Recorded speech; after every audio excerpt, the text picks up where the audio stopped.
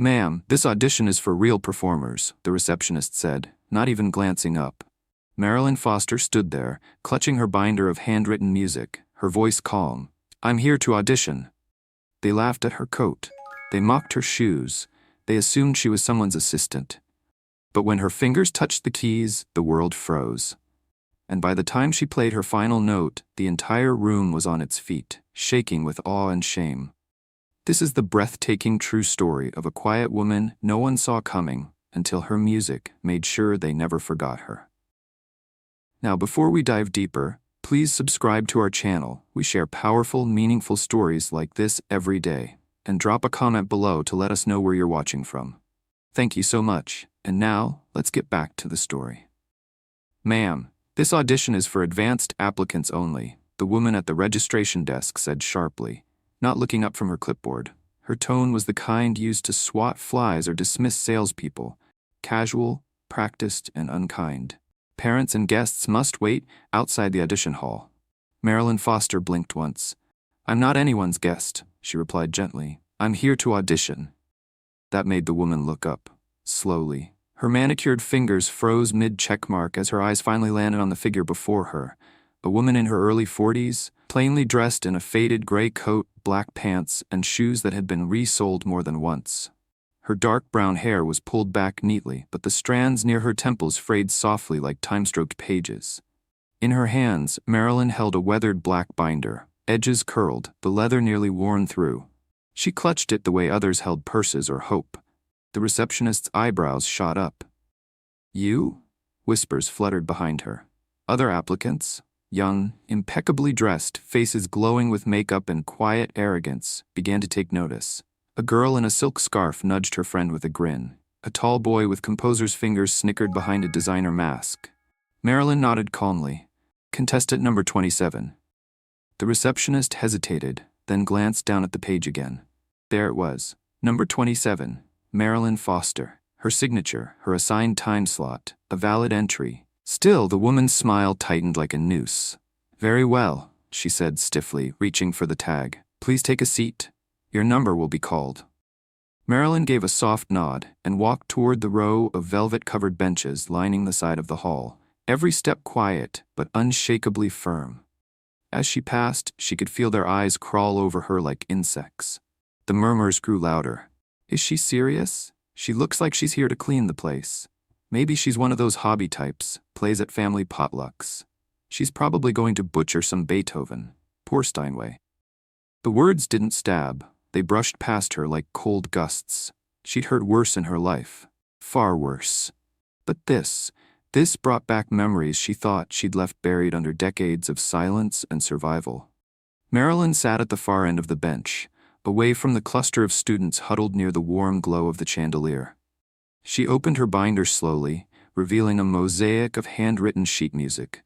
Some pages scribbled with notes in the margins, others stained slightly by time and tea. On the inside cover, faded ink read, "Play for the ones who never got to hear it." Her husband had written that.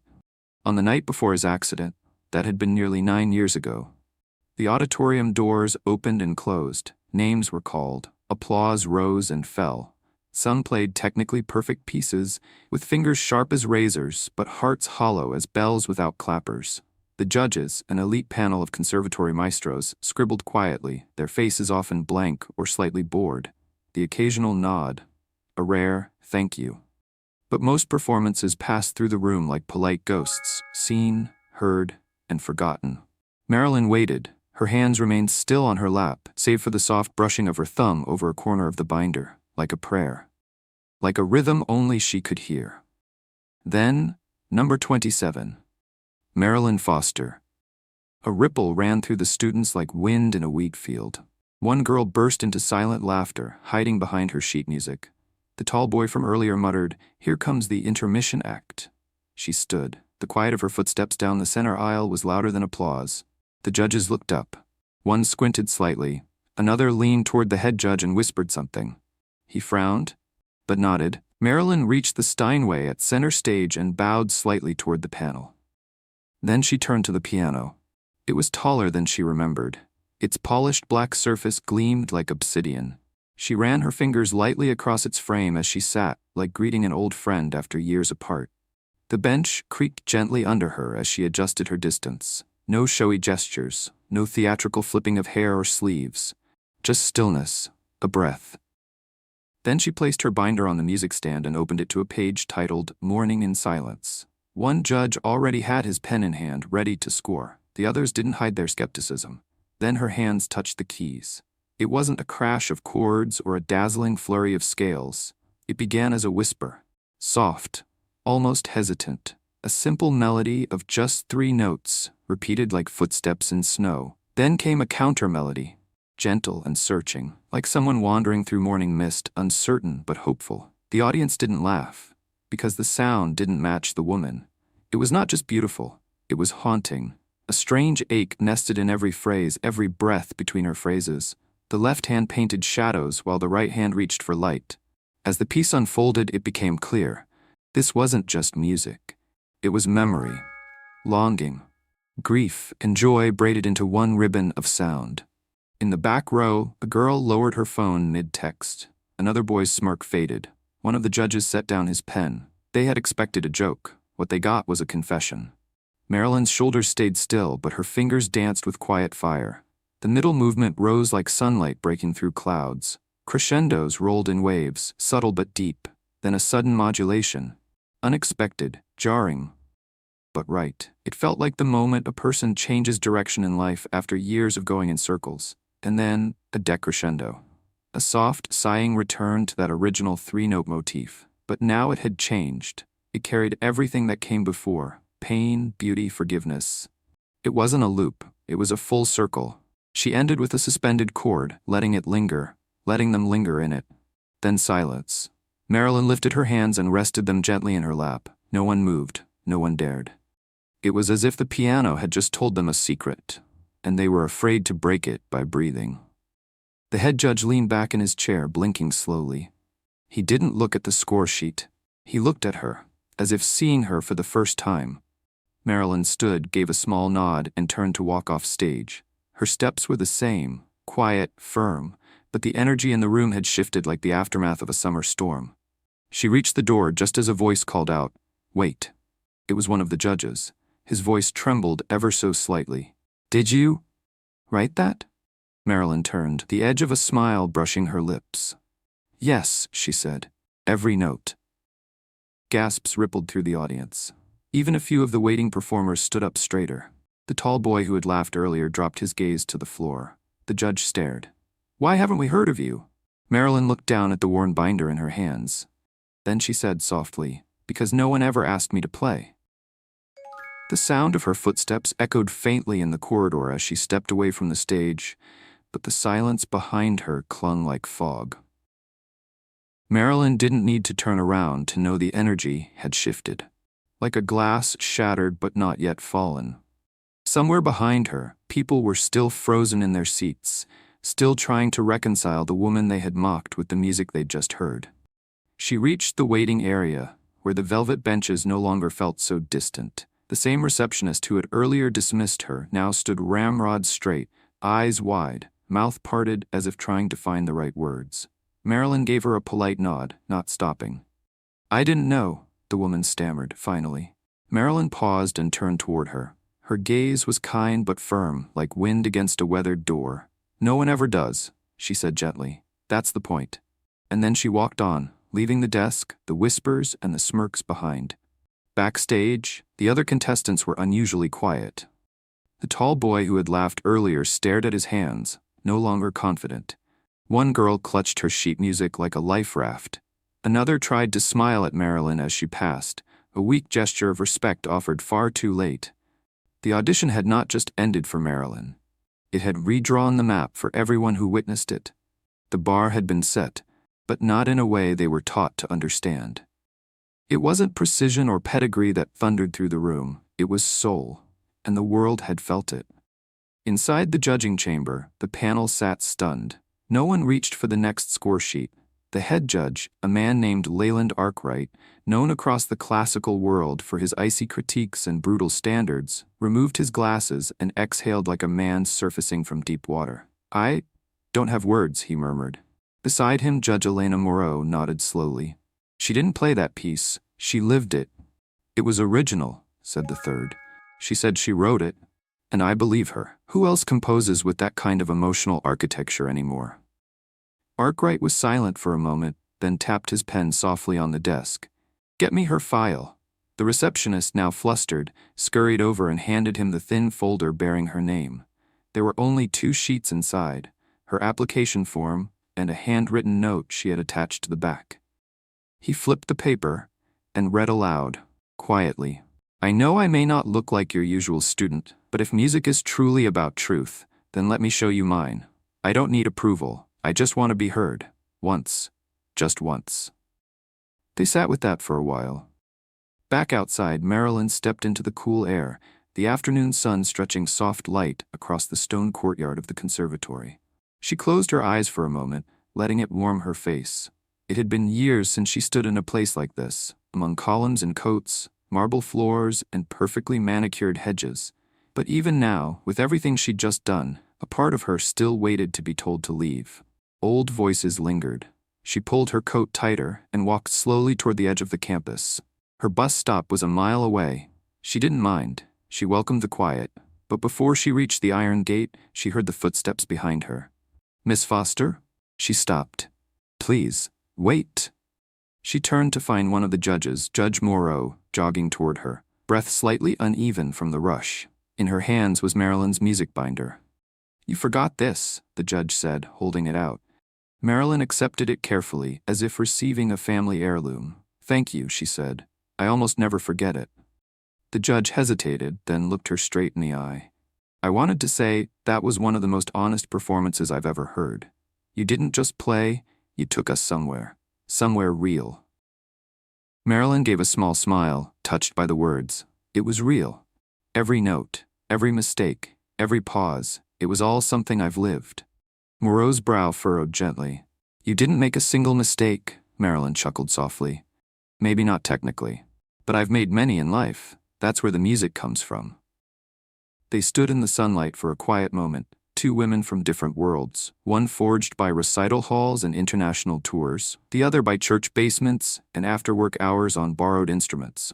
And yet, in that stillness, there was no gap, just respect.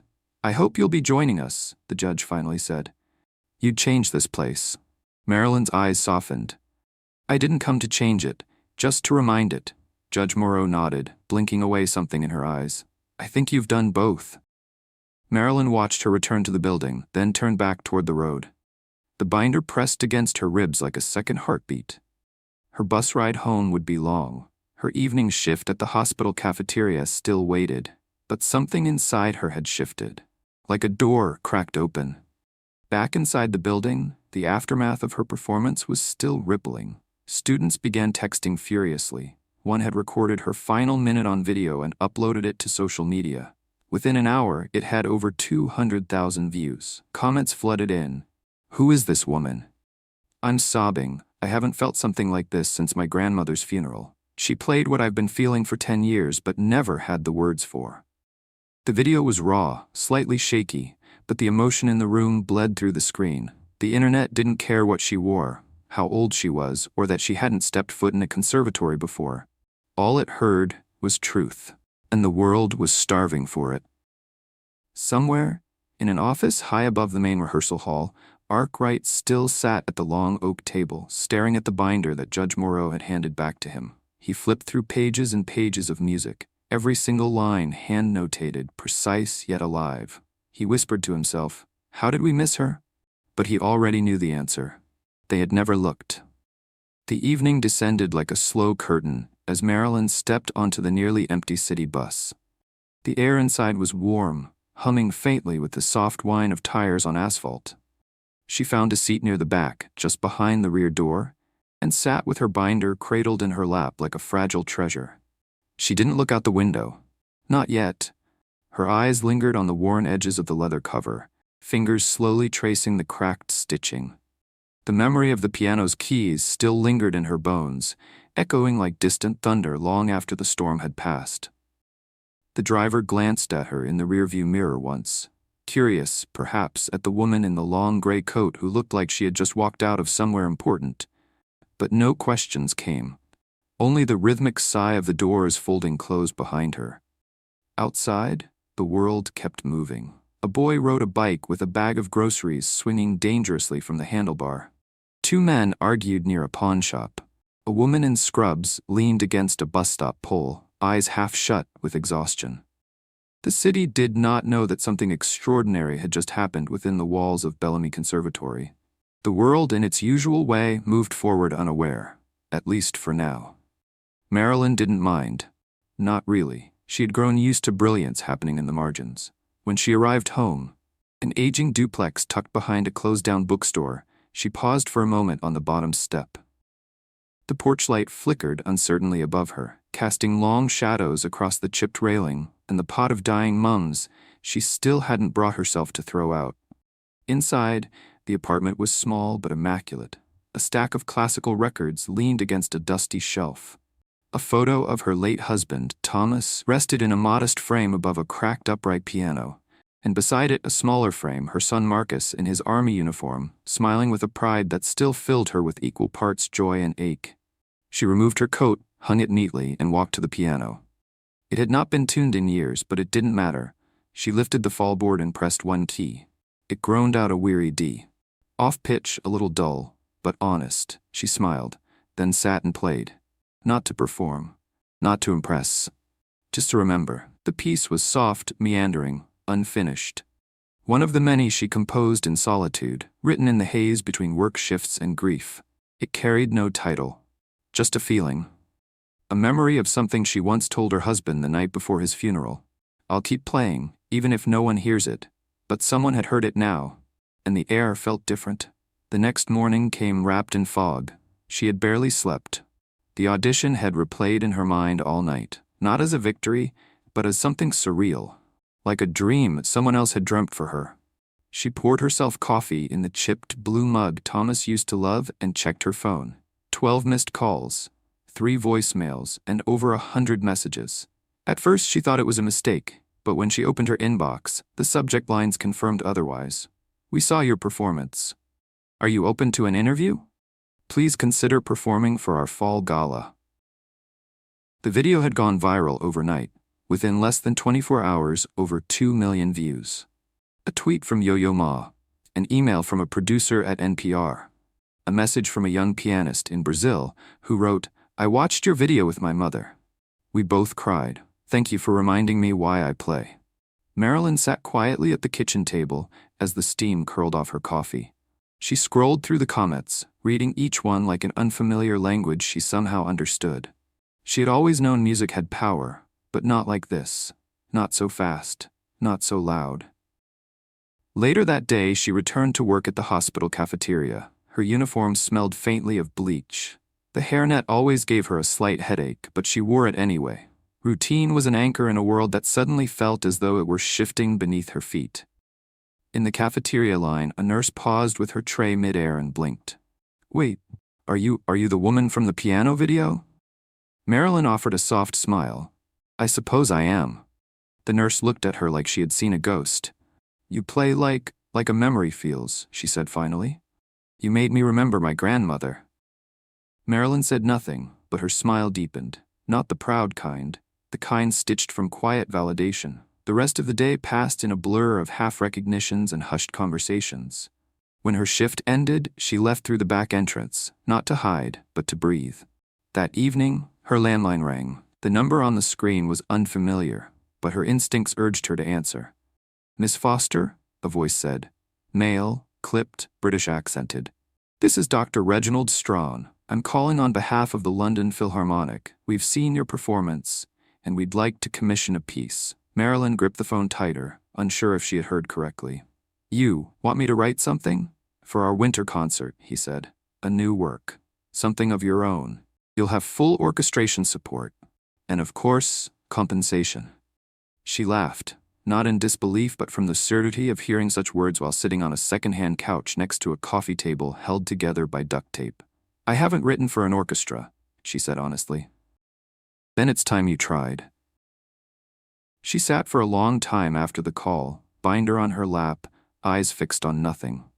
She had always composed for solo piano, partly because that's what she knew, but also because that's all she had access to. The idea of hearing her music breathe through violins, cellos, brass, of feeling a full orchestra erupt into the world she'd created, was terrifying and beautiful. That night she pulled out a blank page and began to write. The piece didn't begin with fanfare. It began with a single note, held too long, tension, a pause, then the soft entry of strings, quiet but insistent, like something forgotten scratching at the edge of memory. She titled it Inheritance, because it was, not just for her, but for everyone who had been told to sit down, to stay quiet, to keep their genius small and polite and hidden in notebooks, for every hand calloused by labor that still knew how to summon beauty, for the janitor with symphonies in his head, the mother who sang lullabies like arias, the church pianist who composed in the margins of bulletins. It wasn't just her story anymore. It was a requiem and a revolution. The snow fell softly on Bellamy Conservatory, blanketing the wrought iron gates in a hush of white. By morning, the grand entrance had been cleared, marble steps salted, banners fluttering faintly above the arch that read, Winter Invitational Showcase. It was a night that only came once a year, where the school's most elite students performed for an audience of critics, benefactors, and scouts from across the globe. But this year, one name on the program stirred more interest than all the others combined. Marilyn Foster, original composition, Inheritance. Her name wasn't printed in bold, yet it was the only one circled in red ink by nearly every attending guest. Inside the hall, beneath the sweeping chandelier, the crowd murmured like a restless tide. Patrons adjusted their opera glasses. Reporters hovered near the side aisles, cameras in hand. No one admitted it outright, but nearly all of them had watched the viral video that now had over 12 million views. The woman who had walked into an audition like a misplaced shadow and played like a legend had now been given the full stage. Backstage, Marilyn stood alone in a simple black dress. No designer label, no glittering jewelry, just elegance stitched into dignity. The conductor, a silver-haired man named Emil Karch, approached her with cautious reverence. "They're expecting fire," he said. Marilyn didn't blink. "Then let them be warmed or burned." Karch smiled, slightly shaken by her calm. "Are you ready?" "I've been ready my whole life." The orchestra had rehearsed her composition for 2 weeks. Some players were skeptical at first. The notation wasn't flashy, not filled with impossible runs or audacious tempi, but when they played it through, something rare happened in rehearsal. Silence followed the final note. Not confusion, not critique. Silence born of reverence. Now they took their seats under the stage lights, instruments polished and poised. Karch lifted his baton, and then Marilyn walked out. A collective shift in the air followed her. Gasps from a few who recognized her face, uneasy murmurs from those still expecting to be underwhelmed. She walked slowly, deliberately, binder in hand, and set it on the stand of the waiting grand piano. She didn't bow, she simply nodded, then sat. The conductor waited. Then the downbeat came like the striking of fate. The piece opened with a solitary cello, low and trembling like a voice remembering something too painful to speak aloud. Then came the violins, delicate, unsure, weaving between hesitation and hope, and then the piano joined. Not loudly, but with presence, as if the keys were exhaling secrets. Marilyn's hands were steady. Every note she played unfolded like a confession written in the margins of forgotten pages. The orchestra responded to her not as a background but as an echo. Sometimes resisting, sometimes embracing, always conversing. In the balcony, a famous composer leaned forward, mouth parted. In the second row, a music critic notorious for scathing reviews let his pen fall to the floor.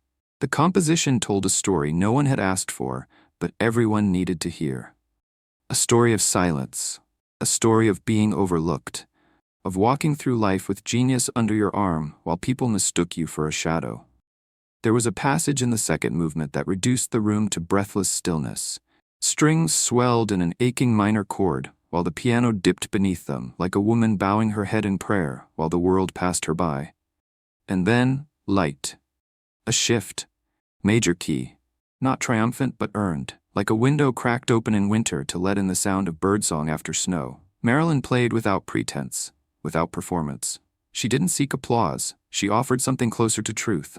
something that said, I was never invisible. You just didn't look.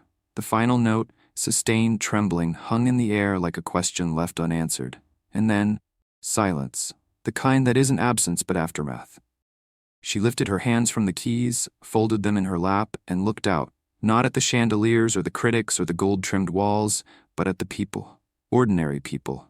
The ones who never expected someone like her to be here. The ones who were her in some secret way. And slowly, they rose. Not the obligatory standing ovation of formal shows. This was slower, deeper, as if rising to acknowledge something greater than music, the weight of decades. The erasure undone in a single performance. Backstage, the conductor wiped his eyes. He had once conducted symphonies written by men who had buildings named after them. But tonight, a cafeteria worker had redefined what a stage could mean. Marilyn walked off quietly. No wave, no smile, just stillness. Like a closing door in a cathedral. In the wings, a young girl with braces and frizzy hair watched her pass. She looked no older than 14. She clutched a violin case with stickers peeling off the side and whispered, barely audible, "You made me believe I can do this too." Marilyn paused, looked at her, then placed a hand on the girl's shoulder and said, "You already can. They just don't know it yet." That night, the reviews were instantaneous. New York Times, the most honest performance of the decade. The Guardian, Inheritance by Marilyn Foster is not just music, it's scripture. Chicago Tribune, they will teach these in conservatories that once would have barred her at the door. Back home, Marilyn sat at her old upright piano again. No tuxedos, no velvet seats, just her. Her son had called during intermission. He'd been watching the live stream from his base overseas. "Mom," he said, voice breaking, "they finally heard you." She didn't cry then. She waited until the call ended. Then she opened the top of the piano, reached inside, and pulled out the old cassette tape Thomas had recorded of her first composition, played on a borrowed church piano when they were still young and too poor to dream big.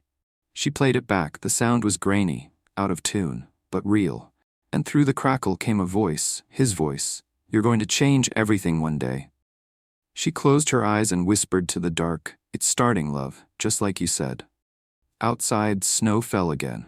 But inside the world had shifted, because sometimes greatness doesn't roar. Sometimes it whispers through cracked keys, ignored applications, and a woman in a borrowed dress who played like the world had never listened before. And now, it finally had. The snow had long since melted, but the world had not thawed from the warmth Marilyn Foster left behind that night. In the weeks following her performance, something extraordinary began to happen. Not just in the halls of Bellamy Conservatory or within the insulated world of classical music, but in places where her name was never supposed to matter. In subway stations, cellists began playing Inheritance. In high schools, music teachers printed out transcriptions from the video, analyzing the way her motifs wrapped around each other like weathered hands. In churches, her name was whispered like a prayer, proof that the sacred still breathed in the ordinary. Marilyn did not seek the attention. She barely acknowledged it. Her life remained as it always had. Early mornings, modest meals, handwritten scores created in the quiet of a dim kitchen. She still worked part-time at the hospital cafeteria, despite being offered enough in commissions to retire. Her answer to every offer was the same: "I'm not finished telling the story yet." One morning, she was wiping down tables when a young man in a pale blue hoodie approached her. He looked nervous, like someone stepping into a place they didn't quite belong. "You're Miss Foster, right?" Marilyn looked up, the sunlight from the high window catching the silver in her hair. "That's me." He fidgeted. "I just wanted to say, your piece changed how I think about music, about life." She smiled kindly. "That's very generous. Thank you." He hesitated. "I'm studying composition, at Bellamy." That gave her pause. He rushed to explain. "I wasn't there that night, but I saw the video 100 times. I printed out your score and I started writing again. I hadn't written anything in a year. I thought I had nothing to say. But your music didn't scream. It just was. And it made me feel like being quiet was okay. Like maybe being small doesn't mean being insignificant." Marilyn looked at him for a long moment, her gaze soft but piercing. "Being small," she said slowly, "is how the soul finds its shape. It grows in the quiet, and then one day, if you've cared for it, it sings." He wiped his eyes and nodded, wordless. Later that day, when she returned home, there was a letter waiting on her doorstep. No return address, just a thick white envelope with her name written in precise, looping penmanship. Inside was a single page. Marilyn, we once turned you away without hearing a single note. That will remain the greatest mistake in this institution's history. On behalf of Bellamy Conservatory, and with full board approval, we would like to offer you a permanent place among our faculty. Not just as an instructor, as a composer in residence, as an example, as a voice we should have listened to long ago. Leland Arkwright. She sat at her kitchen table for a long time, the letter open in front of her. Outside, the wind nudged the window panes like a soft reminder that time always moves forward. She thought about the first time she had applied to Bellamy as a teenager, the rejection that arrived with no explanation, just polite regret. She had buried that dream so deep she forgot what it had once sounded like. And now, here it was, unburied, alive. Still she hesitated, not out of doubt, but out of gravity. She didn't want to walk into that place as someone they had crowned with belated recognition. She wanted to walk in as the same woman who had walked into that audition, with truth, with scars, with music stitched into her skin like history. She wrote back one sentence, "I accept, if I may teach the ones no one sees coming." Weeks passed. Her first day as faculty arrived with no fanfare. She walked into the classroom with a single bag slung over her shoulder, a composition notebook, and a second-hand thermos filled with mint tea. The students looked at her with a mix of reverence and uncertainty. She looked like no other teacher on staff. She didn't quote theory from textbooks or flaunt names of composers she'd dined with. Instead, she opened her notebook, drew a single staff line across the chalkboard, and said, "Tell me what silence sounds like." There was a long pause. Then a hand rose. A young girl with ink-stained fingers answered, "It sounds like the moment before you cry." Another hand, "It's the space where the truth has to live." Marilyn nodded. "Good. Now write that. Don't make it pretty. Make it honest." Her class became legend. She didn't assign scales or demand recitations. She told them to write what scared them. She encouraged mistakes. She punished mimicry. Her students began writing pieces that made each other weep, rage, ache. Their music competitions became less about medals and more about meaning. And slowly, Bellamy began to change. In a building once reserved for legacies and prodigies, students with worn shoes and battered keyboards began to arrive, carrying dreams like lit candles. One of them, a boy from a Detroit housing project, wrote a piece that made a donor weep so hard she doubled her scholarship fund. Another, a shy transfer student who had never spoken in class before, composed a choral work that was later performed by a European cathedral choir. All of it happened quietly, without press releases or photo ops, just echoes. One day, Marilyn stood in the empty concert hall long after rehearsal had ended. The lights were dimmed. Dust floated through the shafts of light above the stage like tiny ghosts of past applause. She sat at the grand piano alone, opened her binder, and began to play a new piece. One that hadn't been written down yet. One that came not from memory, but from the present. It began slow. A kind of lullaby for the forgotten. She imagined Thomas sitting in the front row. She imagined Marcus, now back from deployment, sitting beside him holding his hand. She imagined every face that had ever turned away when she walked into a room. And then imagined them listening. Truly listening. And in that moment, she knew this was her true stage. Not the viral fame, not the gilded invitations. But this room where unheard voices were beginning to rise, trembling at first, then clear, then unstoppable. And the world would listen. Because it had no choice anymore. Marilyn Foster had rewritten the script, and she had done it one note at a time. The rain came gently that evening, a silver mist that blurred the edges of the city and washed the world in soft echoes. Marilyn sat by her window, her fingers wrapped around a ceramic mug painted with tiny blue flowers, one of the few keepsakes from her mother. The house was quiet except for the rhythmic ticking of the antique clock above her piano and the sound of water tapping against the glass, like fingertips asking to be let in. She had spent the day correcting student compositions, their pages now resting in neat stacks on the table beside her. Some were raw and uncertain, others bold and chaotic, but all bore the mark of something real, something she had waited her whole life to hear. These weren't pieces written for applause. They were written to be understood. She closed her eyes. The piece she had played earlier still hummed in her mind. It had no name. Not yet. But its voice lingered, pulling threads from her heart. A strange thing was happening to her music lately. It had always been deeply personal, built from memories, grief, and quiet resolve. But now it was evolving. It was as though her notes carried more than just her own story. As if the voices of others were finding refuge in her keys. Her phone buzzed once, then again. She reached for it absent-mindedly and glanced at the screen. A message from an unknown number. "I heard you play at Bellamy last month. I haven't written in 12 years.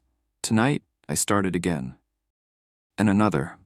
"I don't know if this will reach you, but I needed to say thank you. My daughter lost her hearing last year, and she said she could feel your music through her chest." She smiled. First time in months. Marilyn placed the phone down slowly, her hands trembling, not from fear or surprise, but from the sheer weight of grace. She walked to her piano, sat down without turning on the light, and placed her hands gently on the keys. The touch was soft, reverent, as if the instrument might crumble under the enormity of what it now carried. Then she played. No sheet music, no plan, just the soft unraveling of soul into sound.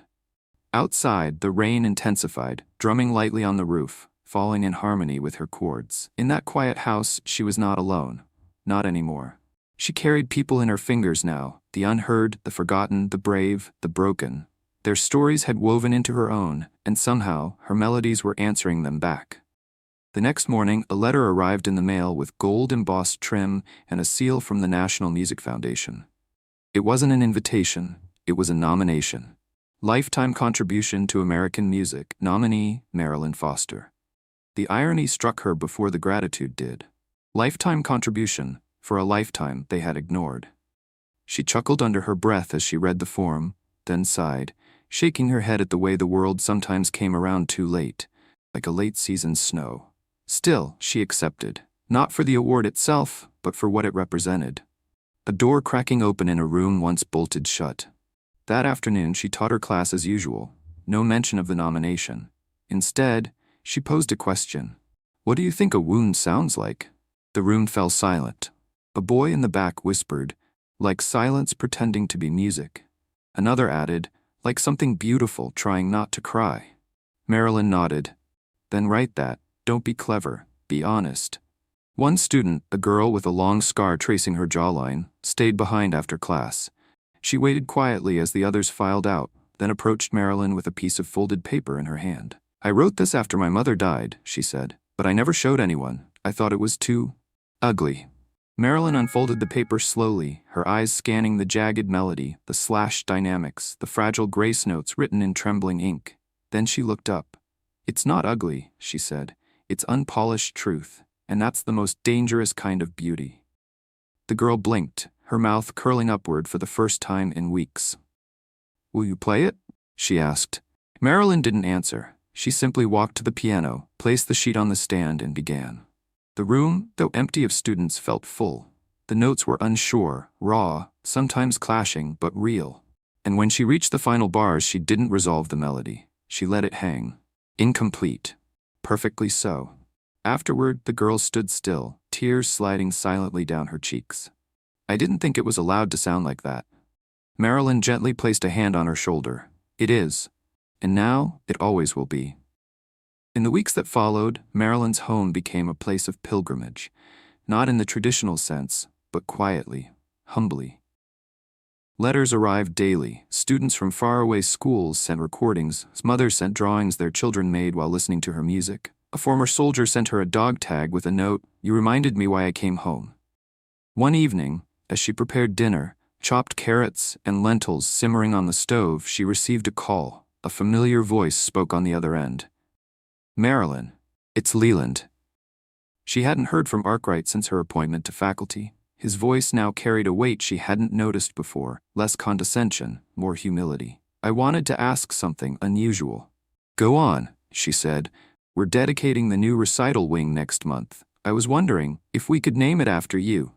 The silence that followed was not from disbelief. It was from something deeper, recognition. The girl who had once been turned away at the Bellamy gates for being not the right fit was now being etched into its walls. She exhaled softly. "No," she said. Arkwright hesitated. "No? I don't need my name on a building," she replied, "but I'll tell you what I do want. I'm listening. I want scholarships, for those who've never had a piano of their own. I want open auditions, anonymous, blind. I want a chair on your admissions board, and I want a room where anyone at any hour can come play. No credentials, no dress code, just keys and time." There was a pause, then a deep breath. "You'll have it," he said. That night, she played again, but this time she started with silence, and from it she built something not even she could name yet. It rose slowly, like breath after heartbreak. It grew bold, then fragile again. It broke, then mended itself mid-note. It didn't sound like triumph, it sounded like justice. And somewhere deep inside it, woven into the very architecture of the melody, was the echo of a lifetime spent unseen. No longer. The sun rose soft and golden over Bellamy Conservatory, brushing its glass-paneled roof with the first strokes of spring light. Trees along the courtyard trembled with new buds, and students filtered into the stone building with notebooks under their arms and music in their heads.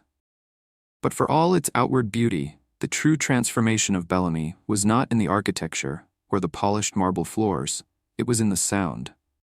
Gone were the sterile recitals of competitive perfectionism, the cold, mechanical displays of mastery. In their place now lived stories, real ones. You could hear it in the rehearsal rooms, where trembling hands dared to play unfinished compositions. You could feel it in the quiet between notes, where even silence seemed charged with purpose. And at the center of it all, Marilyn Foster, composer-in-residence, instructor, and quiet architect of a revolution no one had predicted.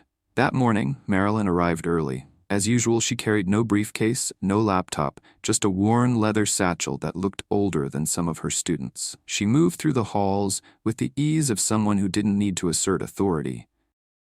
Her presence alone was enough. Students lifted their eyes when she passed, some nodding, others simply watching, still unsure how to speak to a woman who had changed their understanding of music with a single performance. Her office was a modest room tucked beside the library wing, filled with student scores, old composition books, and a kettle for tea. There were no awards on the wall. No photographs from the gala nights or famous names she had quietly collaborated with in recent months.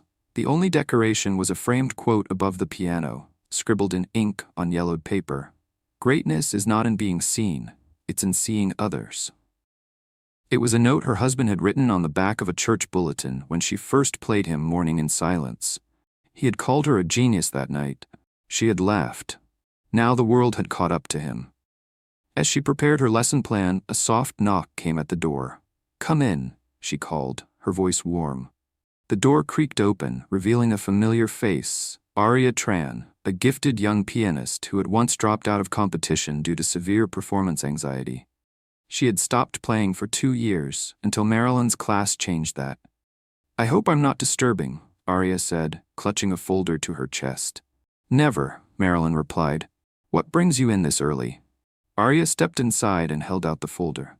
"It's the piece I told you about, the one I wasn't sure I'd ever finish."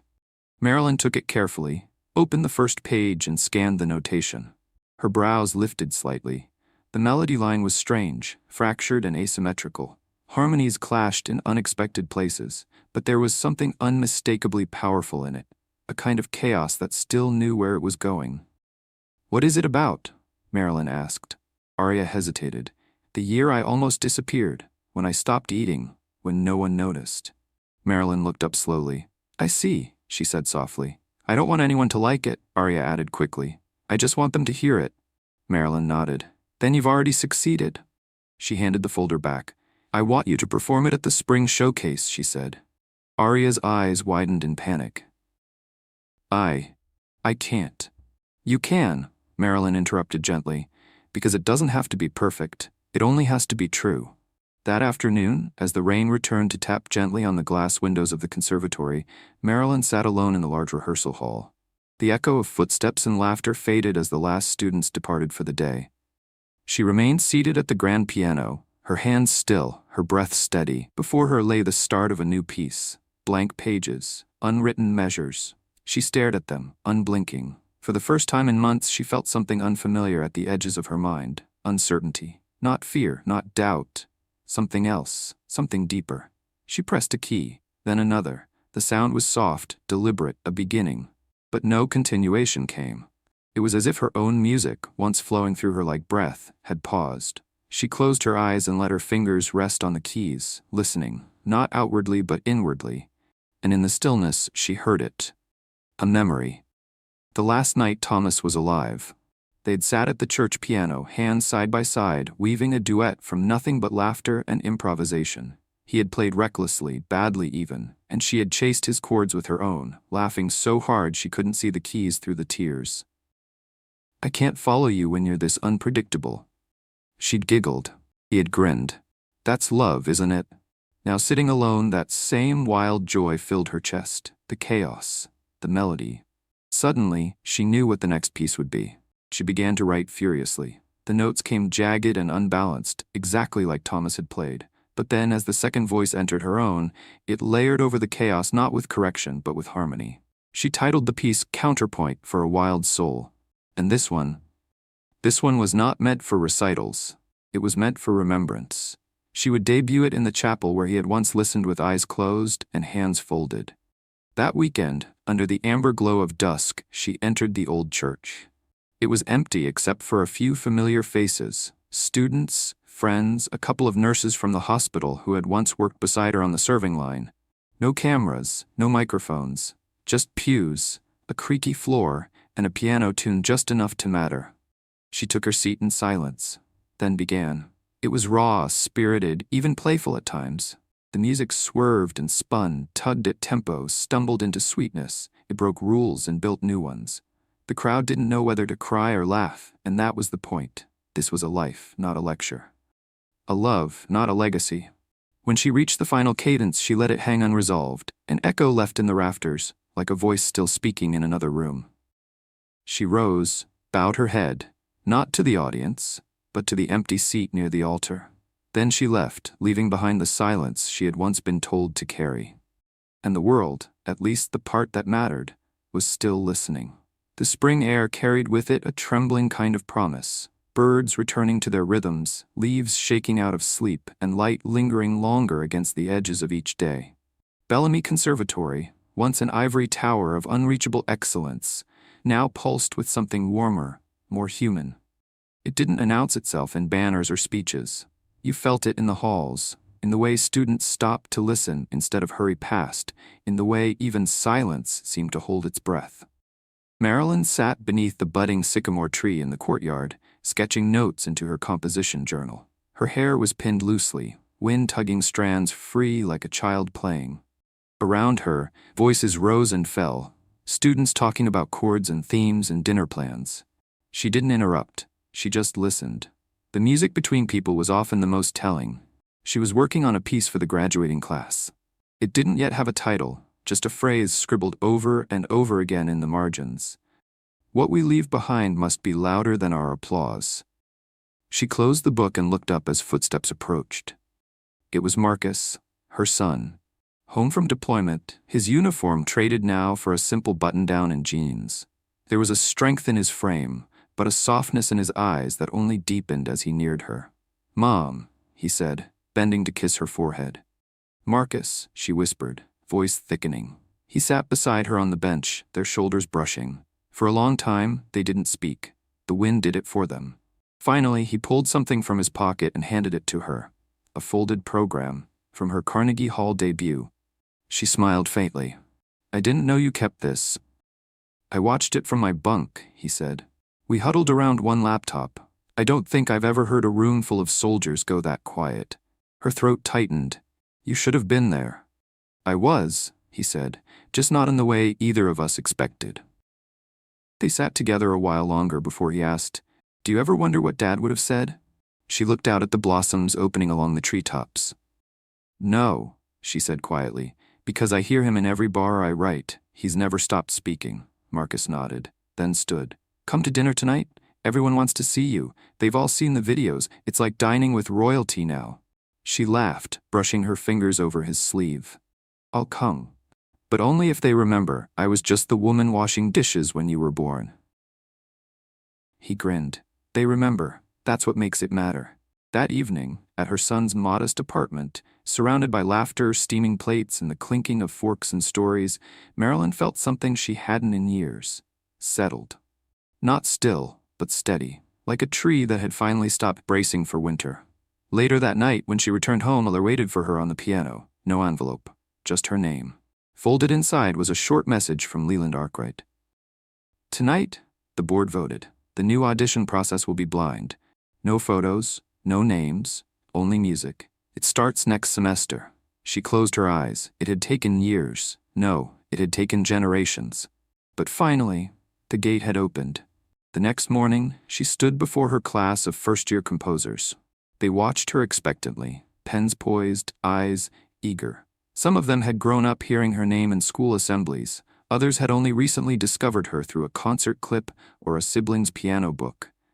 But all of them knew that she was not like other teachers. She turned to the board and wrote one word in large, clear letters: voice. What does it mean? She asked. The girl in the back raised her hand. It's how you sound. Marilyn tilted her head.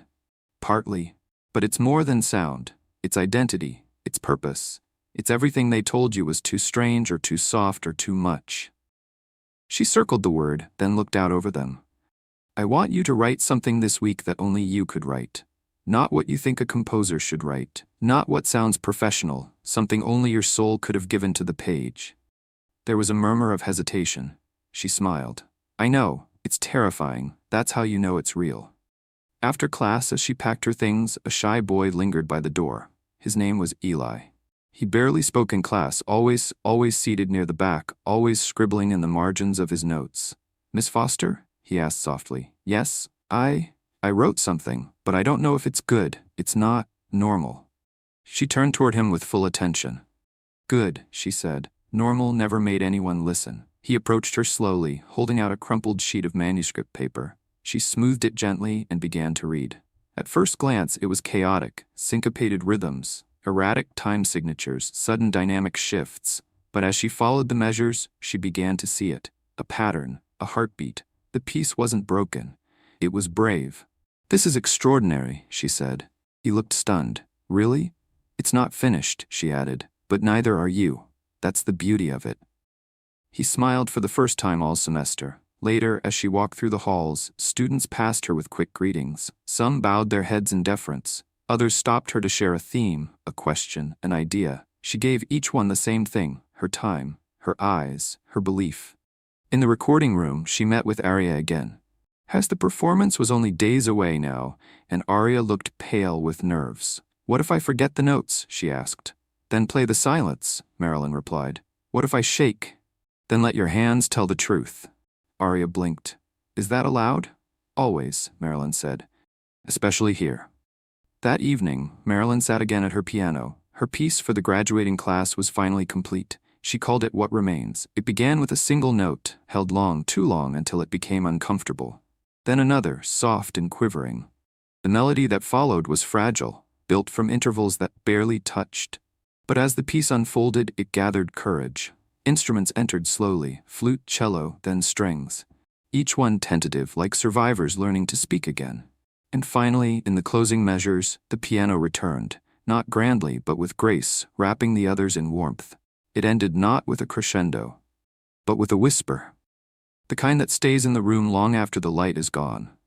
Marilyn closed the lid of the piano gently. Outside, the wind was lifting again, carrying blossoms through the streets. And somewhere far away, in another city, in another country, a child sat at a piano bench, hands hovering uncertainly above the keys, eyes on a screen playing Inheritance. They took a breath and began. The performance hall shimmered under warm evening light, every golden fixture and carved column bathed in the soft anticipation that only certain nights carried. It wasn't just another spring recital, it was the first of its kind under the new blind audition policy. No names on the programs, no bios printed beneath each piece, just titles, just music, just truth. The lobby of Bellamy Conservatory buzzed gently, but not with the usual edge of competition. Instead, there was a quiet reverence. People came not to measure excellence, but to witness vulnerability. And at the heart of that shift was a woman sitting alone at the edge of the balcony, her hands folded in her lap, watching the crowd with eyes that missed nothing. Marilyn Foster wore a simple black shawl, her hair coiled elegantly behind her head, and a small silver locket nestled against her collarbone.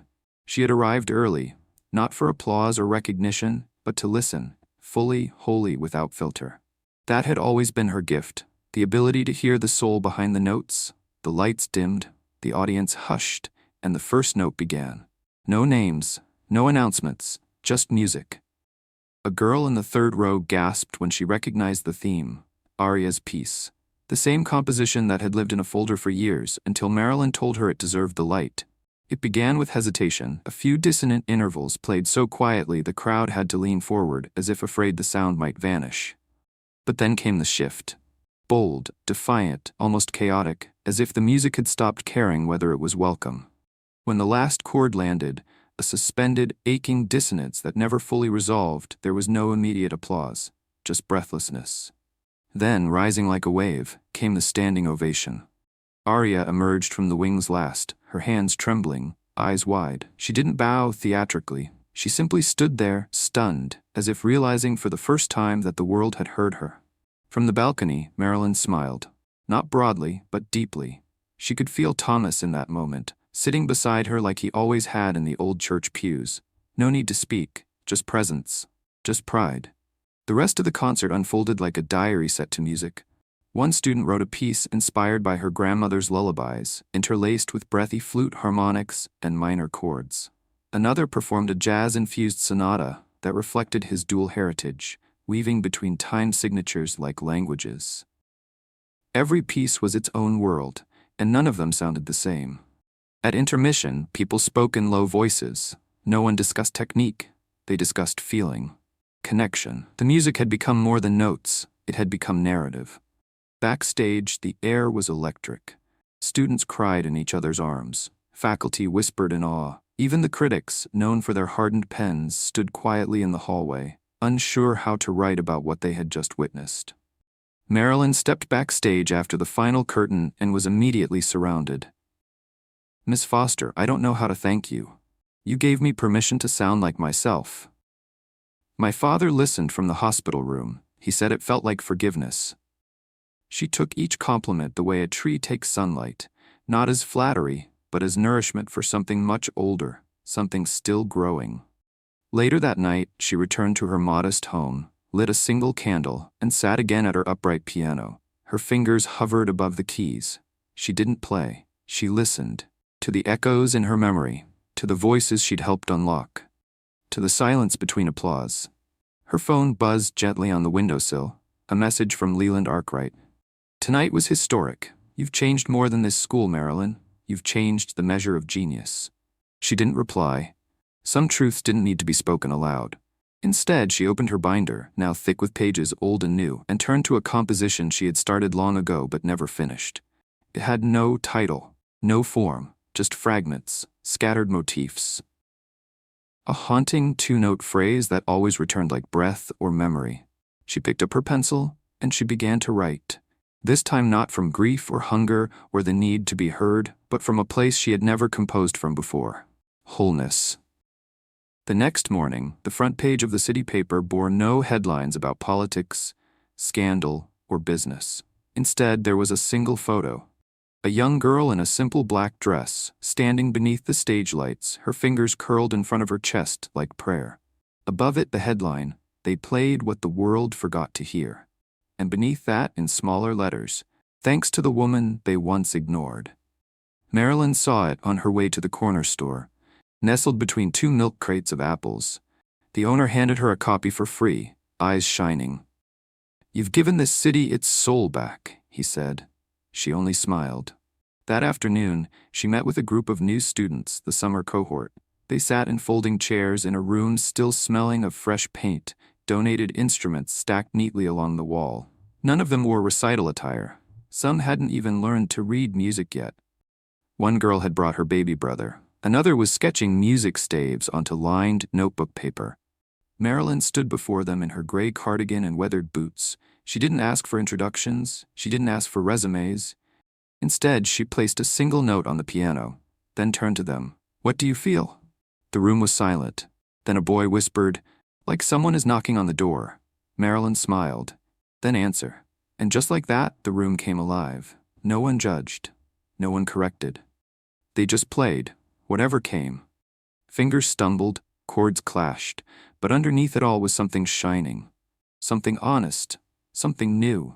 Marilyn stepped back, folded her arms, and watched as the next generation began to find their way, note by trembling note. Outside, the light fell in long golden ribbons through the windows, and inside, a quiet truth unfolded in the simplest of rooms. Genius was not a matter of polish. It was the courage to speak before you were asked, to play before you were welcomed, to believe your story was worth the sound it made. And now, finally, the world was listening. The summer sun fell slow and wide over the city, gilding the rooftops and casting long shadows that reached for the horizon like tired hands at rest. At Bellamy Conservatory, the windows glowed with the warmth of dusk, and inside the recital hall, a hush had settled over the room. Not the quiet of boredom, but the reverent stillness that comes when people are waiting for something they don't yet know they need. On the stage stood a piano. No lights pointed at it. No flowers adorned its bench, just a single, aged instrument in the middle of a room that had once scoffed at such simplicity.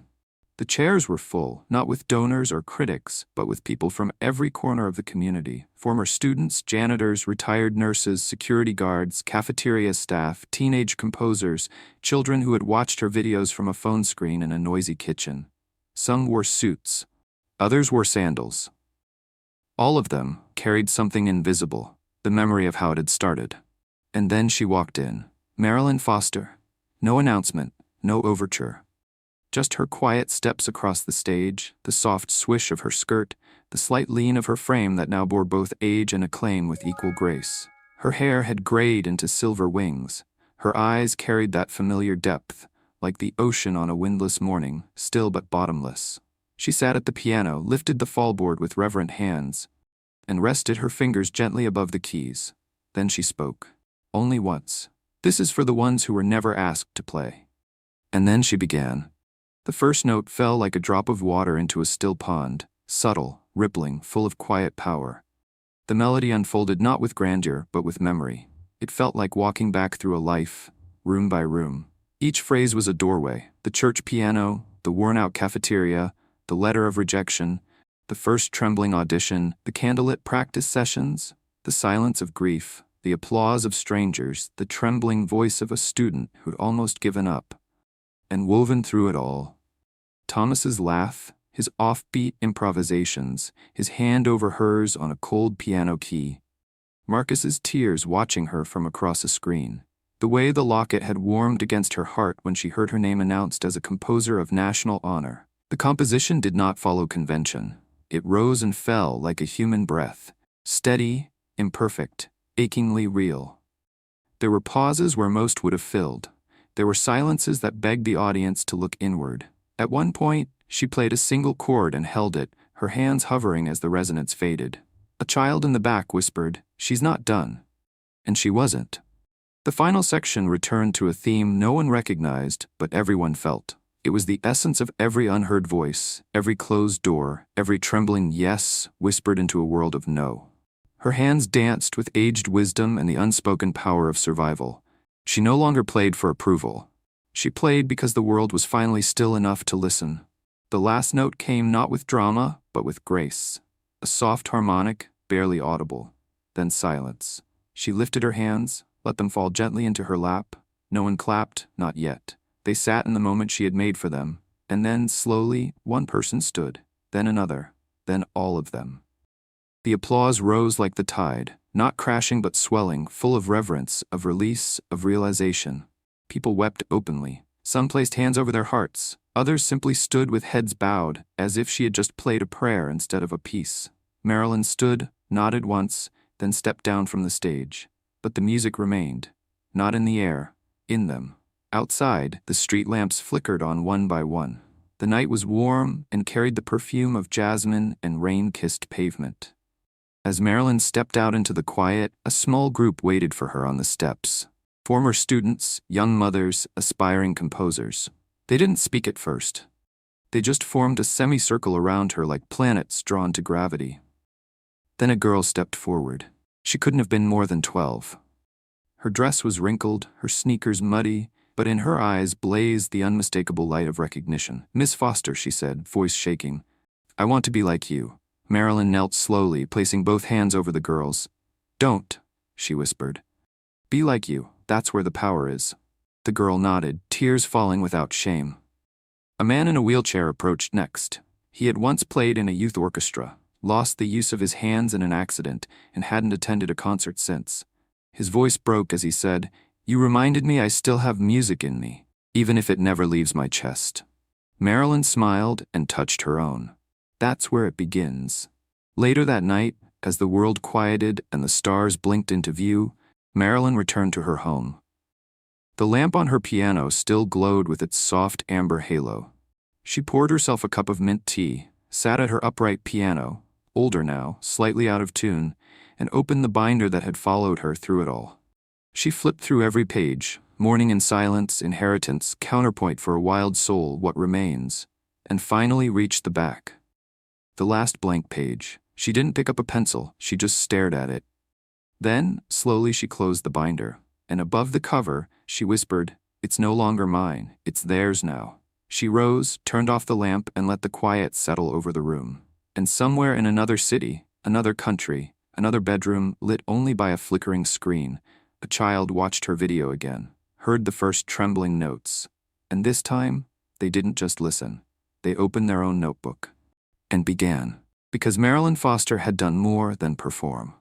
She had created a world where no one needed permission to be heard, where silence was no longer a sentence, but the beginning of a symphony. In a world that measured talent by pedigree and perfection, Marilyn Foster shattered every unspoken rule. Without shouting, without begging, she simply played. And in doing so, she became the echo of every unheard voice, the proof that quiet brilliance is still brilliance. Hers is not just the story of a woman who played the piano, it's the story of what happens when the world finally stops long enough to listen. Because greatness doesn't always enter through the front door. Sometimes it slips in quietly and changes everything forever.